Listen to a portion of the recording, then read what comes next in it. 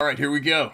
And a quick little note to let you know, yes, this is a new video, and this is just a fun little opener that I love. So here we go.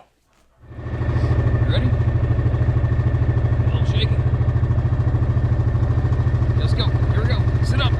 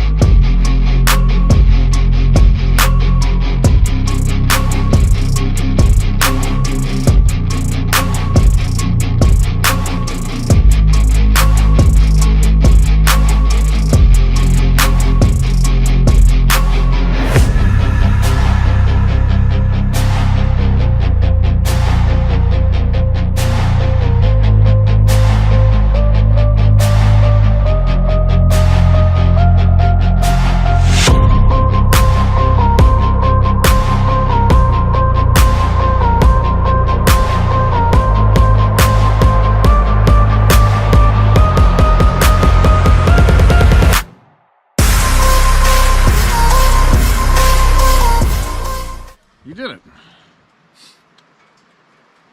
Adventure dog is out the river.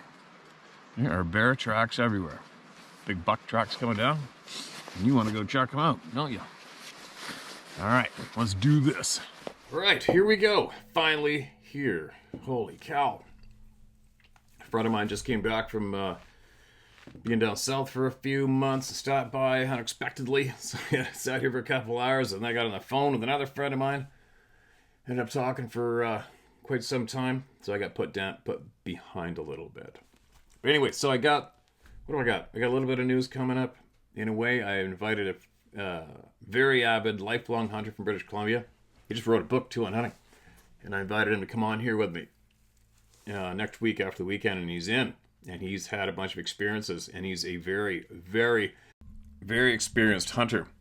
And it's no surprise to me that he's had some experiences, and I think he made a comment on my Instagram that said, he goes in, and I don't go back there anymore. So he'll be sharing whatever happened there with us. And that's coming up. I think me and Dino are going to hit it again and compare Canadian and American notes back and forth with what's going on the planet. And I'm talking to my friend in Alabama, and we've been trying to hook up with a good friend of his. His name's Rourke. He's a SEAL team leader. I think he was Chris Kyle, the Sniper's SEAL team leader. And we're going to be hanging out for a week and hunting. I think that's going to be a very interesting time. And we have a good mutual friend who I trust my life, and he's spoke nothing but highly of this man. So I look forward to that. But that's not till late April. I'm like, what? Late April? I was hoping to maybe get down to Alabama at the end of the month, but whatever. I'll be there. I will be there. Or be square.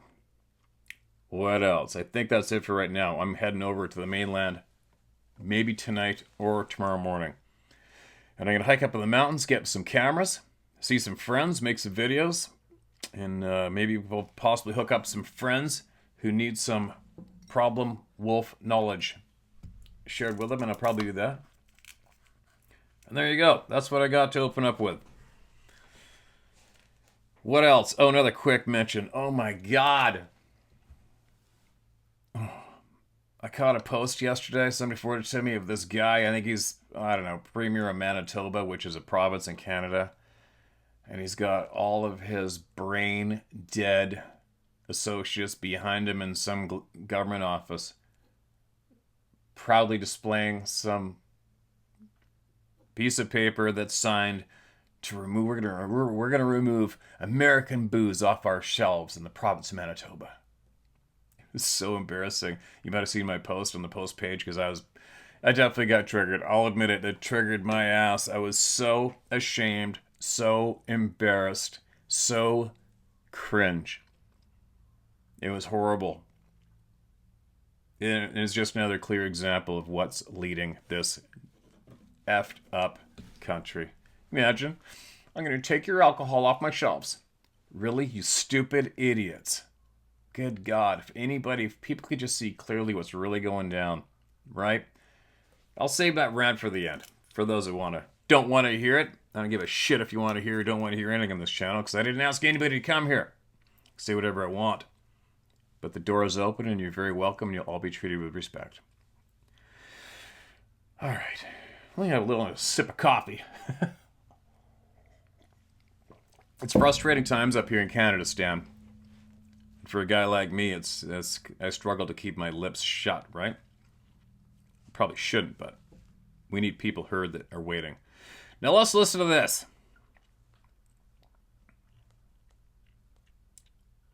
Bigfoot and Paranormal Encounters is the title of this email. Dear Steve, hey man, love the channel. Hey man, I love the channel. People enjoy good stories. I watch as you read your interactions with some of these people who are skeptics and naysayers. It'd be my guess that something has happened to them, but they didn't even notice it, or their ego refused to let them notice. However, I have seen a few things in my life that I cannot explain. First story. I used to live in the area around Fort Worth, Texas. Been there.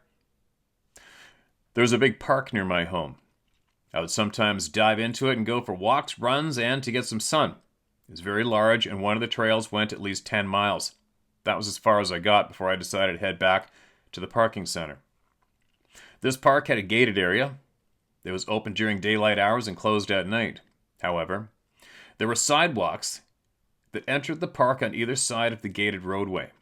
This meant that automobiles could not enter, but it was open to people traveling by foot.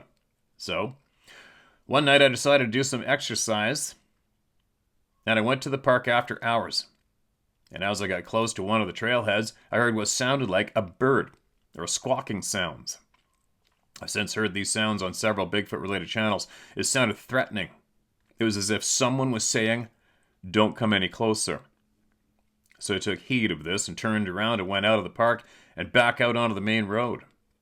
I might have saved my own life by doing so. The weird thing was that it seemed to emanate from the tops of the trees. It was like it was either very tall or something had climbed up into these trees near this particular area. And the fact that I took it to mean, quote, "get out of here," end quote, makes me believe it was a form of communication. Second story. The first story was more squatchy, but this one is more ghosty. A few years later, I was at home, and as I came down the stairs, I saw an orb. It was completely translucent, and it was about the size of a golf ball. It moved quickly and playfully as if surveying my home. I was not scared. My reaction was one of awe and intrigue. I've never seen an actual ghost before, or whatever it was. Anyway, it made an impact on me. I've been taught all my life that science was the best way to interpret reality, and that we knew about most of the things in the physical world. There was matter, energy, motion, gravity, and the rest. Well, I was shocked to learn that we don't know everything. In fact, we don't know shit, as you sometimes say. Another thing that happened to me is that I cannot dismiss anything that I say about happened to them. Are they fakers? Are there fakers? Yes. Are they all fakers? Hell no. Thanks, Steve. Darren, P.S. You can use my first name. Gotcha, man. Appreciate it. Shared and used. And you know the glowing orb thing, the balls of light in a house? I wouldn't give it too much attention in the past, but we had them here at my house. So there. And we've had, I don't know how many hundreds of people have reported the same thing. It's a huge pattern. You can't ignore it. You can't ignore it. And it's also a huge pattern when it comes to these bright lights and being associated with these people of the forest. Next. Oh, confidential. Okay, hold on. All good. He's just starts off, wants to keep his name confidential. Gotcha. Railway encounter all over it. Hey, Steve. I've been sitting on this encounter for 5 years now, unsure if I'd ever share it openly. You're not the only one, that's for sure. Your channel's openness and respect for experiences like mine finally convinced me to write you. Sweet. Please keep my identity and exact railroad confidential, as you always do. Railway workers aren't exactly forgiving about this kind of thing. Yeah, most people in general, right? Especially when it comes to guys and crews. Today, I'm a locomotive engineer operating heavy freight in northern Let's just say it's in Canada. But when this happened, I was still a conductor. I'm Cree First Nations, and I grew up hearing stories from my grandfather about Mistapu, the big man. Grandpa always insisted Mistapu wasn't an animal or a creature, but a powerful spirit being capable of shifting between dimensions. He said Mistapu was real, but rarely chose to interact with humans unless he had no other choice. I never fully believed him until one cold October night 5 years ago.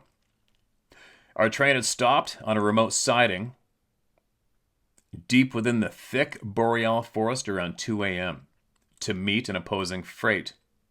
My engineer sent me back about a mile along the tracks to inspect a persistent alarm on our rear locomotive. From the moment my boots hit the gravel, something felt wrong. The air was tense and silent, almost suffocating. Halfway down the siding, an intense cracking noise shattered the silence. A massive tree snapping violently in the darkness. Another crack followed quickly. Closer now. Something massive was charging through the trees, either pursuing or being pursued by something else. My flashlight barely pierced the shadows, and fear quickly took a hold of me. Then, two distinct roars erupted simultaneously. One deep, powerful, vibrating through my chest. The other, high-pitched, shrill, vicious. They clashed aggressively, branches violently snapping underfoot. I stood frozen, realizing I was witnessing a confrontation between two enormous, unknown entities.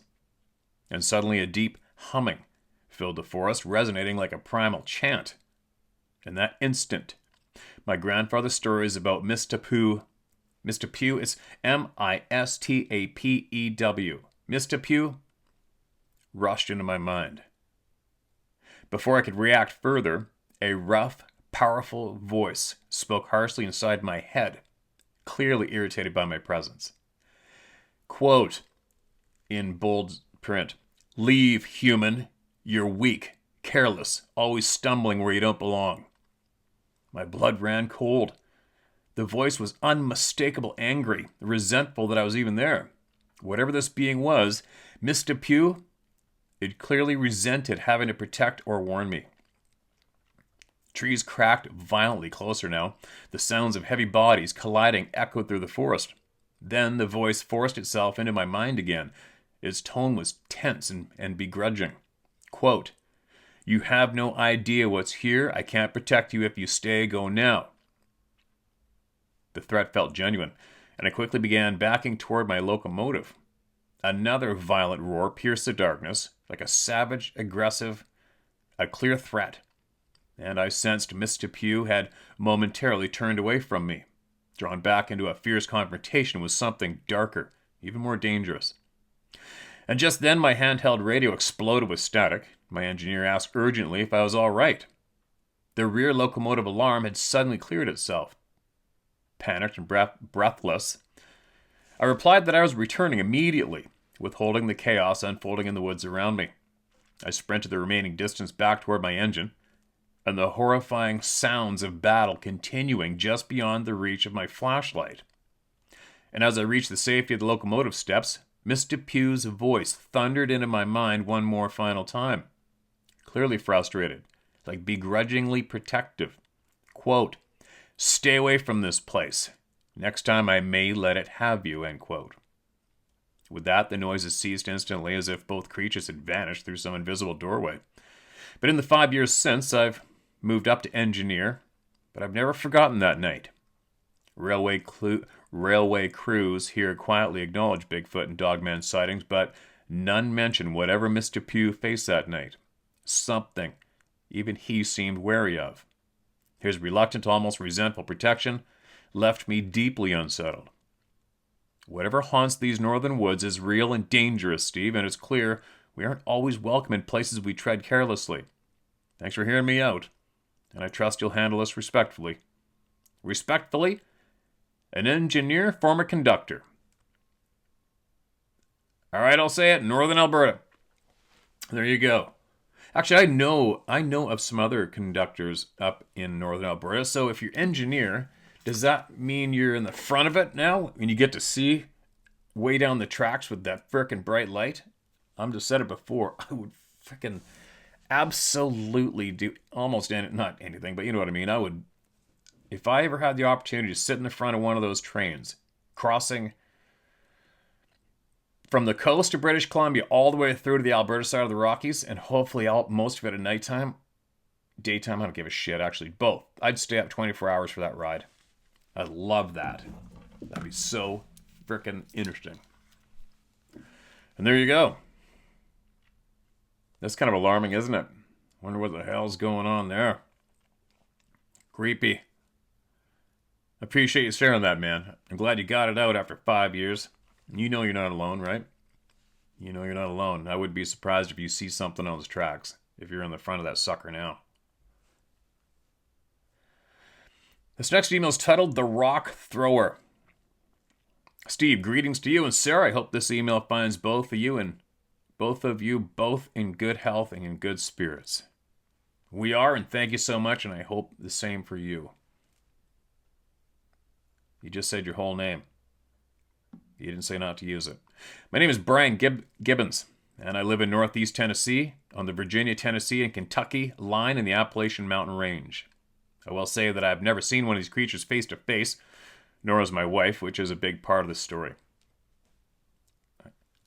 Back a few years ago, I sent you an email about what I thought was a Sasquatch trying to block me in a secluded road by throwing boulders in the road as I was parked, and continued as I left, and what I think was it trying to block my exit.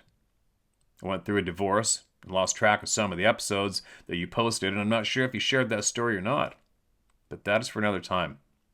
Also, I sent you an email about a friend of mine who was an elderly lady and had her mobile home knocked off the foundation by one of these creatures. I followed up back last summer with her and asked her if the activity was still at a standstill. She had a friend with her, and her friend spoke up and said, yes, those demons are still around. So my wife and I went down to the river below her residence and took a look around. We were really just wanting to get outdoors for a little while and maybe find some tracks or some kind of evidence that these creatures were still in the area. We didn't find any tracks and decided to split up. My wife walked up the creek and spilled into the river, and I walked along the riverside. We had been split up maybe 15 minutes when my wife came to me and asked me if I had thrown a rock at her. I could tell by the look on her face that she was very serious, and I assured her that I had not thrown any rocks. She was standing at the creek's edge when a rock came flying over her right shoulder, landing about 15 feet from her. And of course, she was very frightened and surprised, and to be honest with you, so was I. So we decided to leave and come back at a different time. And a few days later, we decided to go back. We had a little dash hound, a wiener dog, with us, and we walked her down a little dirt road when she started winding something. She didn't go up the hill, but it was obvious that she was smelling something up on the ridge. Our attention was immediately drawn to looking up the ridge to see what she was alerting to. We looked, waited for about an hour. We looked and waited for about 5 or 10 minutes. When out of nowhere, we were rushed from the eastern side of the ridge. Whatever it was that rushed us came down the hill from the east side at unbelievable speed and then stopped. It stayed there for maybe a couple of minutes and then moved parallel to us and stopped again. This time it stayed in place without moving. This area was full of briar thickets and broken down timber. There's no way possible that any animal could have ran through that so quickly. However, we never could see whatever it was that had just bluff charged us. We hung around for a few minutes and decided to leave. And fast forward a couple of weeks, a friend of mine wanted some advice on where to catch some fish. I told him to go to this place that I'm telling you about because it is a good place to catch fish. However, I warned him of my wife and I being bluff charged and my wife having a rock thrown at her. My friend took my advice and took his 16-year-old son and his father fishing with him that evening. Because there were 3 of them, he decided to take a small trailer attached to his truck in order to transport all their supplies for their trip. The next day I asked him if they caught any fish, and instead of answering the question, he went on to tell me that around 3 a.m., A pretty big rock was thrown off of the ridge into the back of his trailer. Whoa. He told me that it hit with so much force that it woke his dad up, who was sleeping in the truck. My friend then went on to tell me that he heard some coyotes, but he also heard something that wasn't coyotes vocalize. He told me also that they decided to leave. I don't think they've just been back to that area since that day. The encounters that I've told you about are not isolated. My friend that got her mobile home knocked off of the foundation only lives about 5 miles away from the place I'm talking about. Not to mention, a friend of mine saw a creature that was near 8 feet tall at the entrance of his barn at night. He told me that he couldn't see the creature really well, but he did tell me that the creature had eyes as big as silver dollars that were glowing back at him. I could go on with several stories that I've been told about this place and the likelihood that there was a Sasquatch or a family of Sasquatch in the area, but I'll save that for another time. My wife and I are not what you would call investigators. We are simply intrigued by the subject. I don't know that I want to see one of these things. My wife thinks she wants to, however, I hope she never does. This story is not as spectacular as some that I've heard you read, which we didn't see the creature that threw these rocks, but I've dubbed him or her the rock thrower for obvious reasons. I know in my heart what charged us, and threw rocks at my wife and my friend for neck surgeries last year, and was unable to get out and do much of anything, but we're going back to find out if we can find any more evidence. I'll keep you updated on our findings. So in closing, we both appreciate what you're doing by spreading truth. We appreciate the brave souls that have shared their stories as well. I think that it is shameful that our government knows about these creatures, yet refuse to inform the public. I really don't know what these creatures are, or where they came from. I think some people have more knowledge about them and some others do, but we really don't know what we're dealing with. So with all that being said, we again want to thank you. And if you're ever in Tennessee, look me up. I will take you out for dinner and buy you a big fat steak. Plus the fishing isn't bad either. Steve, have a great day, and may God in heaven bless you richly. Thank you. There we go. Welcome to the club, and be careful. I should say be careful, but looking for evidence or looking for whatever, you've already found it. You know they're there. You know they are there. And they want some attention from you, or trying to get some attention from you, it sounds, each time you're going, but I don't know if that... I don't think that's a move to blatantly run you out of there, because I think they've done some... On the patterns, there's some more significant actions they do to scare people away that really worked well. All right, you weren't roared at. You weren't screamed at. I think maybe that's just a possible move of just getting your attention. Who knows? I don't know. That's what I'm thinking. All right, so I just got a fairly lengthy, not lengthy, but a good email from our elder native friend who emailed in about his grandfather, having a 50-year relationship with one of these people. And remember I invited him, I said, well, you could either come on here on your laptop or even your phone if you want, get somebody young to figure it out. But he just politely replied and said he'd rather just keep emailing. He doesn't have a cell phone, isn't going to get one. And he's getting along, has a few ailments and injuries, etc. that he's dealing with. But from what he shared here today, his grandfather and this forest person hung out like buddies and learned each other's language. He said that the forest person actually learned his native tongue way sooner and easier than he did learning the forest person's language, which I don't think he fully mastered, but enough. There's a I have a funny feeling there's a lot of answers coming our way through this man as well. Puzzle pieces, whatever, okay? So he has a lot of knowledge. He's going to continue to share it through email, and we're absolutely looking forward to it. He has said that in the email.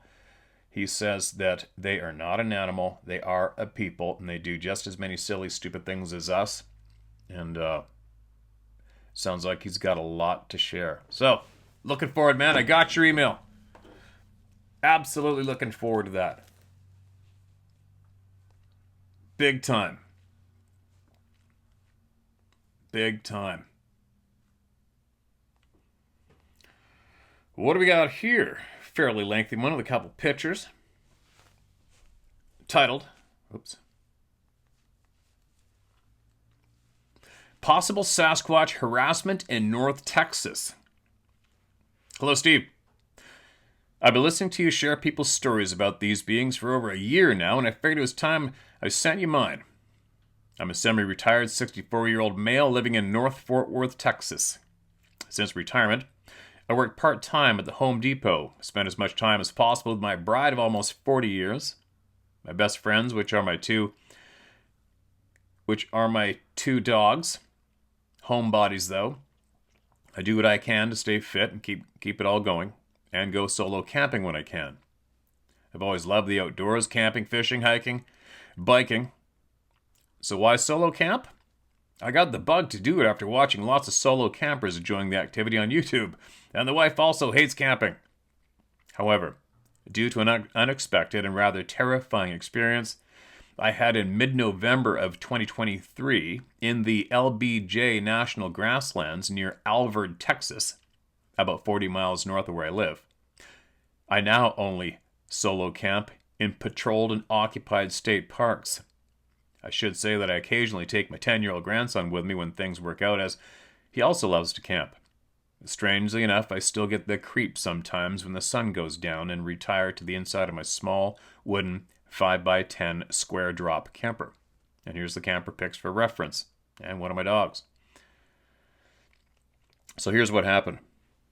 I decided to do a solo camp out in the only large free camping area near me, the LBJ National Grasslands. The name is a bit deceptive, as there is way more than just grassy plains. There's lots of wooded areas and hills and a few small lakes and ponds. It has just over 20,300 acres. I geared up for a 2-nighter and went out on a Tuesday morning. My goal was to find a spot as far from anyone as possible. I managed to succeed and found a nice area to back the camper into. I made sure the roof to my camper was free of shade trees so I could hook my solar up the next day to charge my portable power station. This fact plays a role in the events to follow. All was going to plan. It was a great experience. I figured there wasn't anyone for at least a mile in every direction, and was enjoying complete solitude all around. I'd seen no other campers, hikers, or vehicles. I had disconnected my camper from the hitch, put down its 4 stabilizing jacks, and installed wheel boots in case I wanted to drive around and explore later. And as the day wore on and I finished dinner, I started a fire in my portable fire pit and sat down with a cup of coffee to watch the sun go down and contemplate life. The area I was in was fairly well wooded and quiet, and as it began to get pretty well dark and the fire was down to burning embers, I got up from my camp chair and decided to head on to bed. Just before I was about to open the camper door, I heard what I can only describe as an irritated scream/yell that went up and down in a strange manner for a highly unusual length of time. In all in my years, I've never heard a scream like it. I've heard screams from cougars and bobcats and people, etc., but this did not match anything in my mental inventory. It's truly hard to describe, but I'll give it my best shot. It was like a teenager with a sore and swollen throat screaming at the top of his lungs and feeling pain as the sound comes out. It was wavy-like and long-winded. For a second I thought nothing of it, but as it droned on, my hair stood up on end and I was a little alarmed. Immediately after, it seemed as all the coyotes in the area went crazy with their howling. I climbed into the camper and locked the doors. I should mention that I was, at the time, a complete non-believer in Bigfoot/Sasquatch or any other cryptids. Well, I did believe in UFOs, even though I'd seen some documentaries and listened to some stories about the forest beings over the years. I thought it was a big joke of a topic. I thought it was like some kind of mass hysteria, but about a perpetuated belief in a creature that could not possibly exist, as no one had any real evidence. Still, my mind was racing as what the sound could have been, and I remembered some of the things I'd heard about this supposed being. I shook it off, thought to myself, even if the things exist, I'm in Texas. That only happens in the mountains up north. Nonetheless, I felt I was ready for nefarious activity, as I was well armed. I had some water laid down, turned off the interior lights, and turned on the exterior lights in the bottom of the camper. They give off a green glow from strip LEDs. I also had a portable 2,000 lumen motion lights hanging on each side of the camper. I put my earbuds in and began to watch some offline/downloaded programs on my iPhone. I had no internet signal at all. I carry a personal locator beacon for such occasions if I have an emergency. And yes, I also watched some of the missing 411 related material, and that knowledge was popping up in my mind. But after about 20 minutes or so, I heard a loud knock on the outside of the camper. It sounded like a rock hit it. It was loud enough for me to clearly hear the sound, even though I had earbuds on and was watching a program on my phone. I took out my earbuds, and in a few seconds, I was beginning to experience rising terror, like I didn't have before. I remembered the scream I heard earlier, and now this. And at that moment, all the videos of Bigfoot and this behavior, such as screaming, roaring, and rock throwing, came to mind. I could not believe what seemed to be unfolding in real time and in my life. Why did I put myself in this position? I still don't truly know. I immediately grabbed my 10mm handgun and just waited. I had 16 rounds at the ready. It wasn't long before my fears were topped out when a larger thud hit the top of the camper. I was more terrified than I'd ever been in my life. I then pulled my loaded AR-15 up to my side, but given that I had a window on each side of me, only 2 feet away, I readied myself in the middle with my gun centered and pointed up so I'd be able to quickly defend myself from either side if necessary. I forgot that if indeed this was a Sasquatch, it could crush my little camper like a cardboard box. It was so close. If it so chose. I can't begin to describe the sense of anticipation accompanied by fear and impending doom that I was feeling. I waited. Though armed, I felt no comfort. There was no noise outside, absolutely none, and I peeked out the window to see if I could see any movement or lights. Nothing. I began to pray the Lord's Prayer in hopes that this was some sort of spiritual being that God would help. I just waited and waited. I thought of making a break for the truck, but I didn't want to make a run for the truck because I didn't know what I didn't know what kind of situation awaited outside or where. I thought maybe it was something falling from the trees, but remembered that I had specifically parked where there was no trees above the camper. I took a sleep aid to try and calm my racing heart. Then about an hour later, I began to calm down and somehow drifted off to sleep somewhere around 3 to 4 a.m. And when I woke, it was daylight, and I couldn't believe that what had happened did happen. I looked out the windows and finally got the courage to get out and pack up as quickly as I could. And there were no more incidents, and I left the area. The very next night at home, something happened that has never happened before. We live next to a green belt that runs behind our house, and there is a creek that runs through. This is a well-populated neighborhood.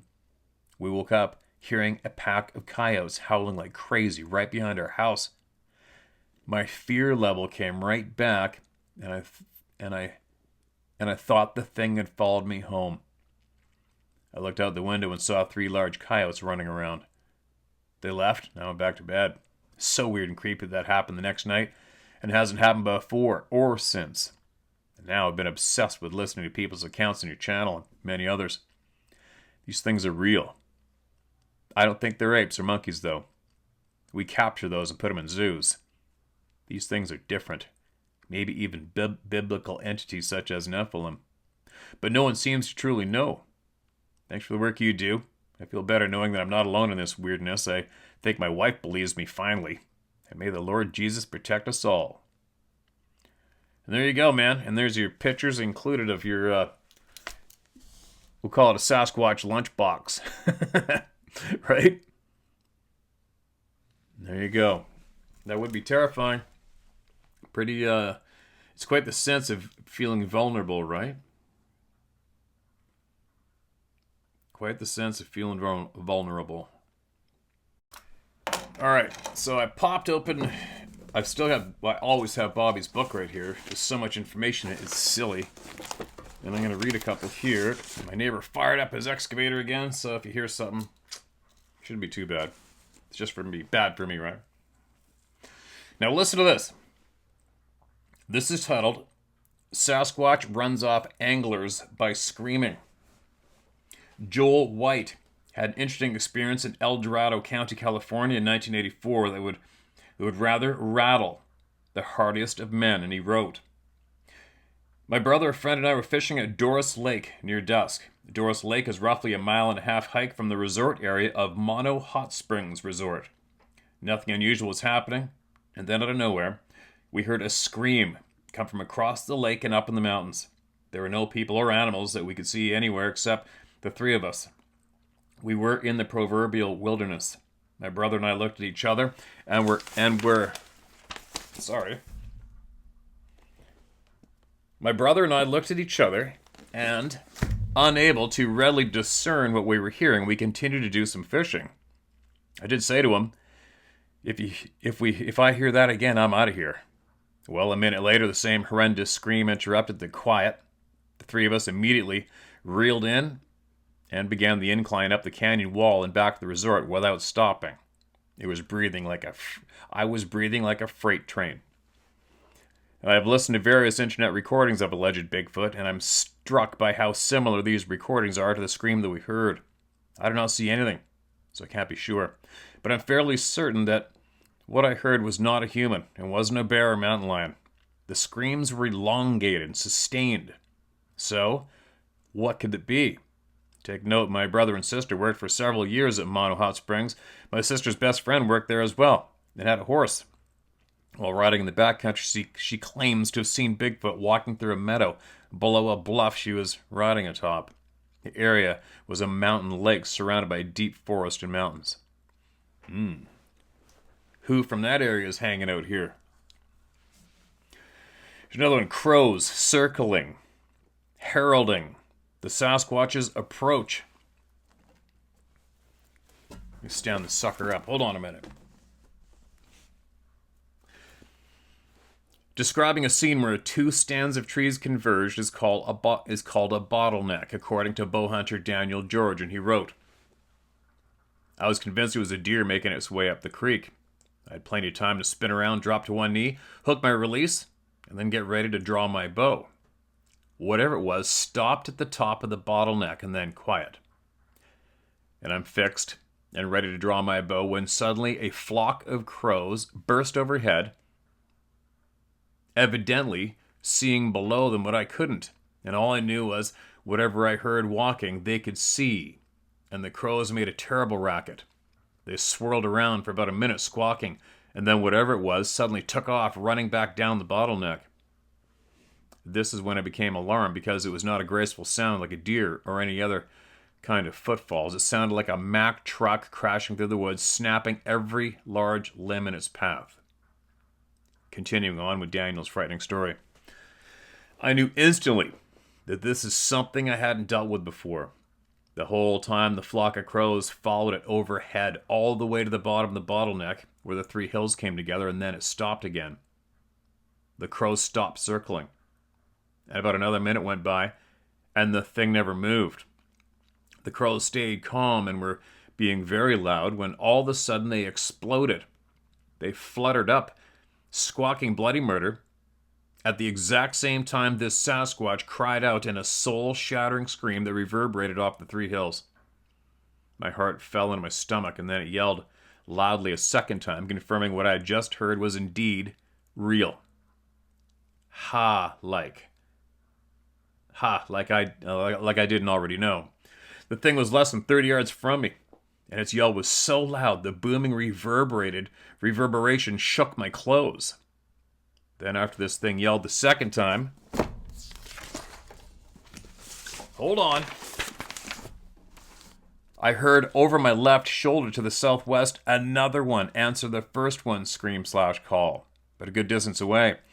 And then over my right shoulder, a third Bigfoot yelled towards the southeast. The morning sounded like Jurassic Park, and that was it. Man, I got out of there so frickin' fast. I have no idea which direction I took.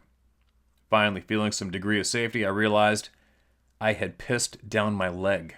Ooh, shit, that's some crazy sounds, right? The amazing part of Dan George's story to me was the powerful echolocating of the scream to the other Sasquatch in the vicinity that tends to be reported the most. Echolocating scream behavior has been described in other references, but not to the same degree. It may be a warning statement. George's remarks about crows circling overhead reminded me of a story I heard where the informant described a flock of gnats swarming around the buttocks of a Sasquatch that stood watching small children playing. Apparently, watching and screaming is a Sasquatch pastime. There are other reports of gnats swarming. One surprised couple reported seeing a thick black swarm of gnats or something over the head of a Sasquatch, seen striding off the side of the Alaska Highway, where biting flies are the soup of the day in some parts. 1994. Wow.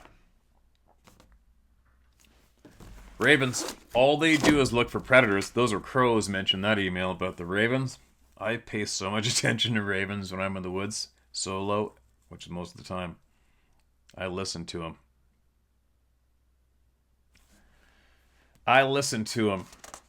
Now, I think I might have to get going because I got put behind a few hours today, unexpected, and I still have a lot to do before I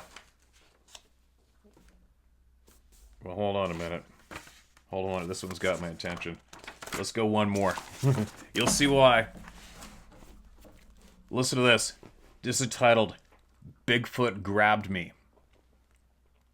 Whatever you think about the behaviors variously ascribed to Sasquatch being totally charitable and nonviolent, on April 19th, 2001, there was this account that occurred in a rural southeastern Oklahoma. Signed only Wes at the bottom of the header read Weston.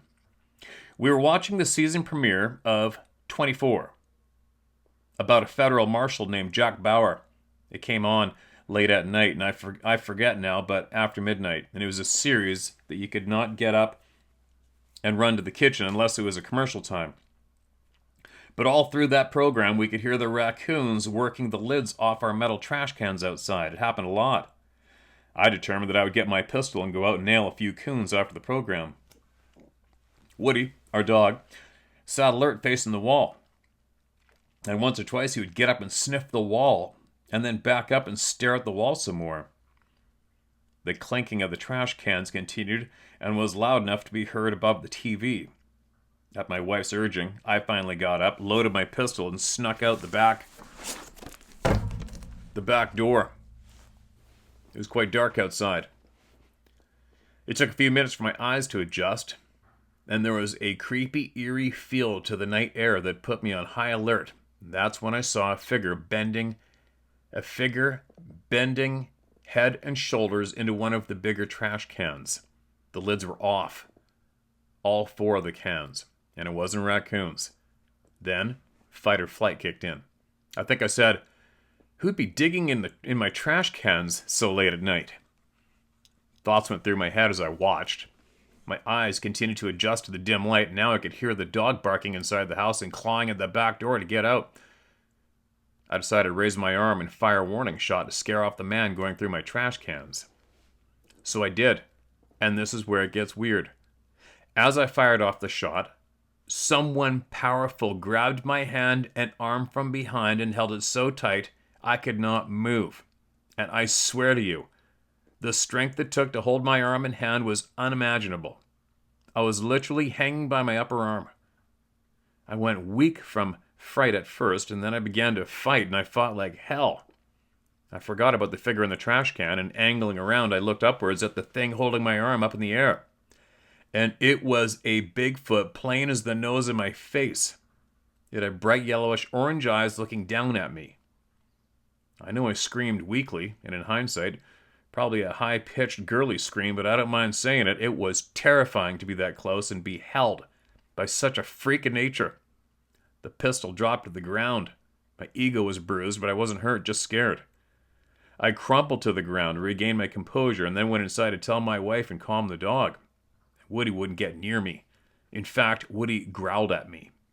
My wife believed me because of the stink on me. True story. Weston, April 19th, 2001. Whoa.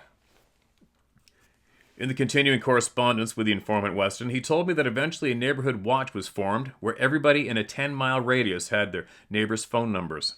Other neighbors in this rural community took up arms when one of our neighbors showed them her back door. The door was locked with a push-in type lock on the knob from the inside of the house, and the outside knob was completely sheared off and tossed several hundred feet from the porch.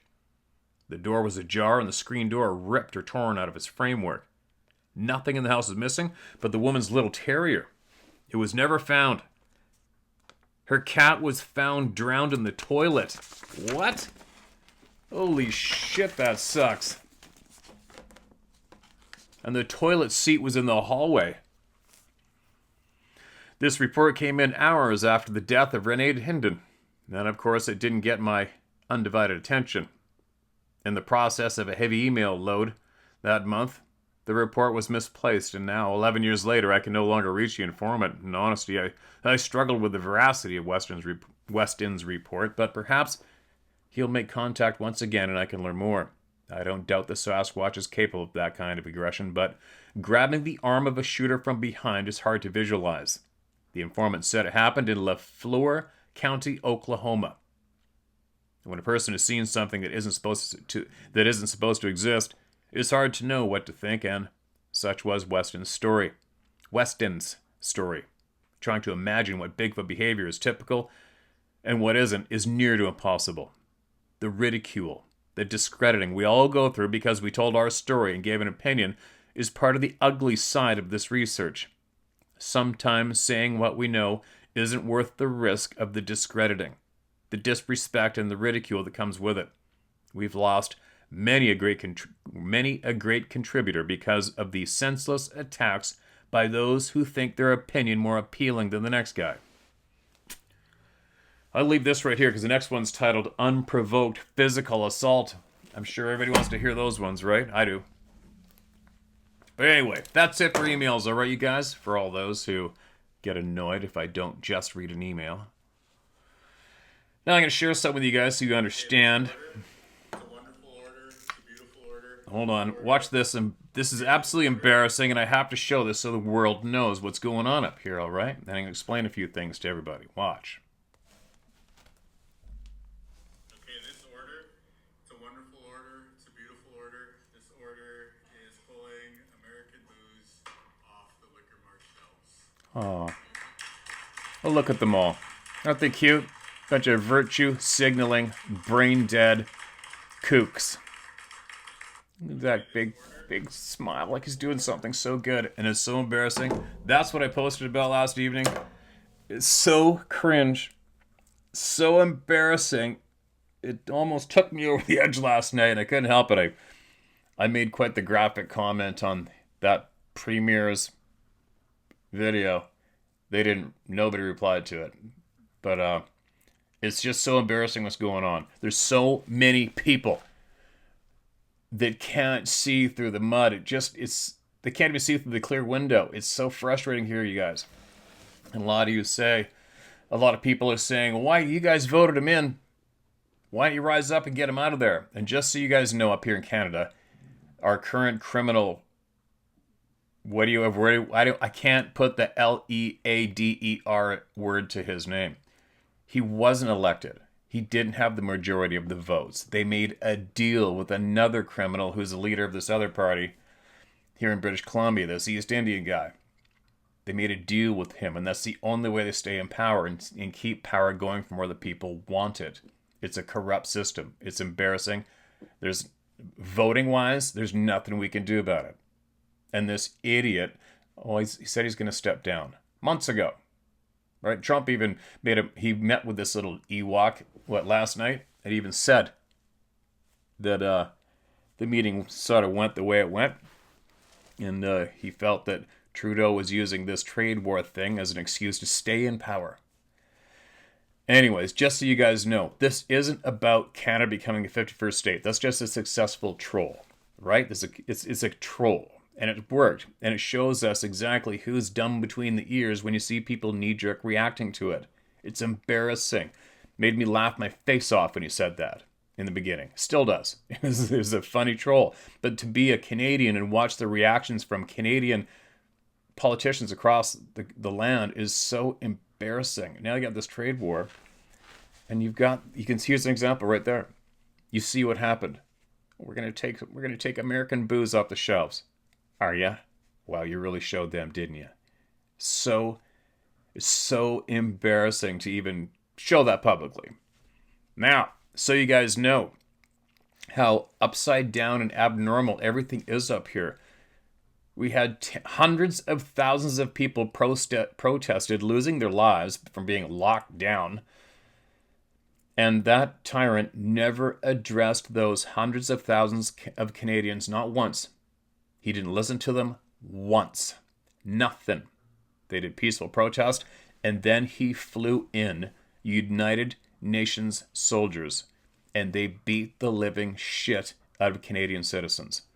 They were standing there peaceful. Beat the shit out of them, right? And then the other Nazi spawn at the time, that Christopher Freeland, who's number 2 tyrant and direct lineage of Nazis in Germany, and also direct official with the WEF, and that Klaus Schwab,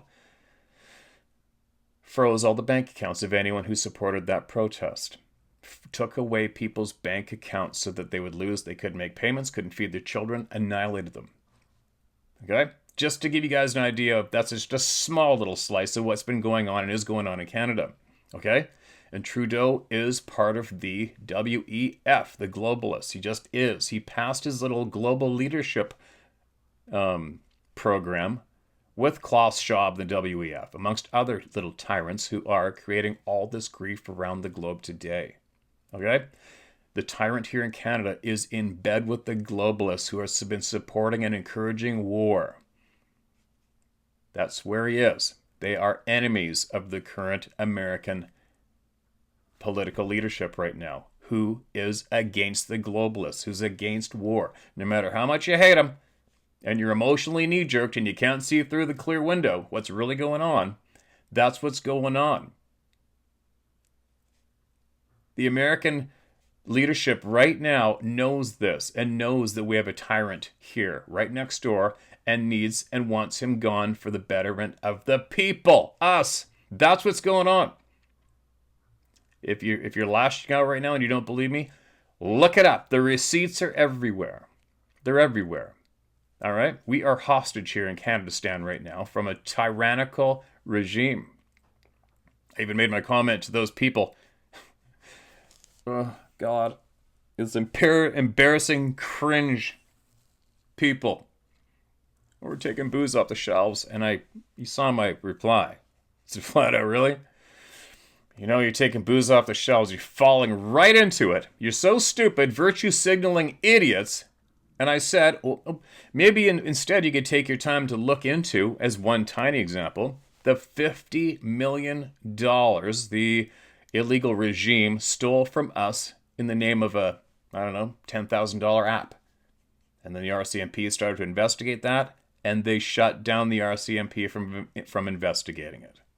All right? In your face. That's in your face criminal tyrants. But now those same tyrants have sifted over billions of Canadian dollars, and I know my American brothers and sisters know this, you went through the same thing, billions of dollars to be washed through one of the most corrupt countries in the world, which is the Ukraine. Okay? That's what's going on. That's his control of Canada's stand. And this trade war isn't about hurting Canadians. And you know what? For me, my personal view of any trade war, if it means absolutely beating us into the ground, I'm all over it. I support it 100%. Fuck, I'll play that American anthem 5 times a day on my shit here. Let her rip. That's what it's going to take for Canadians to finally wake up and rise up and get pissed off and get rid of our tyrannical so-called, I can't say the LEADER word. I can't. That's what's going down, you guys. We've been beat up. beat up, lied to, stolen from, and annihilated from the current illegal regime here. That's the truth. And yet, nobody's doing nothing. Nobody's doing nothing, as we are such an embarrassing country globally right now. The globe's watching us. We're a bunch of pussies. We're a bunch of pussies. Nobody's doing shit. Out of all the tyrannical things they've done to Canadian citizens here, and nobody's doing nothing when you should be rising up and ripping the doors off of every... I'll bite it there. So, now what's happening? Our super friends to the south are doing something to help. That's what's going down. It's going to mean that we are going to become very uncomfortable. We're going to take hits in the pockets. People are going to lose their jobs, go bankrupt. Shit's going to happen, but it's the only way. It is the only way because we're not doing anything on our own. We need to get uncomfortable and angry at our leadership and make a difference. It's a classic example of what the tyrannical governments around the globe have done in the years past. They've toppled governments, toppled them, created unrest, discomfort in countries to topple governments, do regime change. Usually not for our benefit. But right now, this one's for our benefit. Okay? Anyways, I thought I'd share that, you guys, because a lot of my friends to the south, well, you guys voted him in. We didn't vote him in, and he didn't have the majority of votes. He did a deal with another criminal to support. Once these people are voted in, then they get their little group of politicians, and then they vote in their leader, and then they make decisions amongst themselves. Every decision made in Canada isn't made by the people anymore. It's just made by the small group of tyrannical pieces of shit. And we're out. It's very, very, very, very frustrating. Very frustrating. So, that's a quick, rough summary of what's actually going on up here. So, hopefully, this trade war, I support at 150,000%. Whatever it takes. Light the place on fire. Get all the Canadian citizens absolutely uncomfortable and pissed off to the point they finally rise up and get rid of these globalist regime criminal sons of bitches. There you go. There's my rant. Challenge me on it.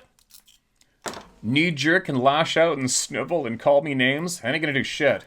Put on your big panties, your big pants, and look for the receipts, everything I just shared with you, for all you Canadians watching, and you might still be sucked into thinking Trump's bad and his trade war is horrible what they're doing to us. They want us to become the 51st state. You can't be that stupid.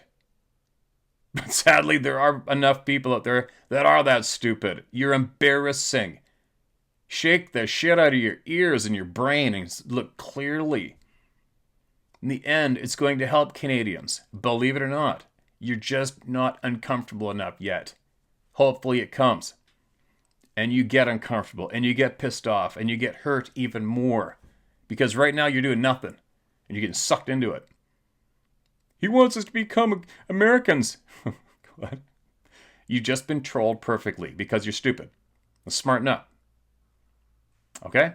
That's what's happening. Bring it. I say bring it. Bring it. Make it uncomfortable up here.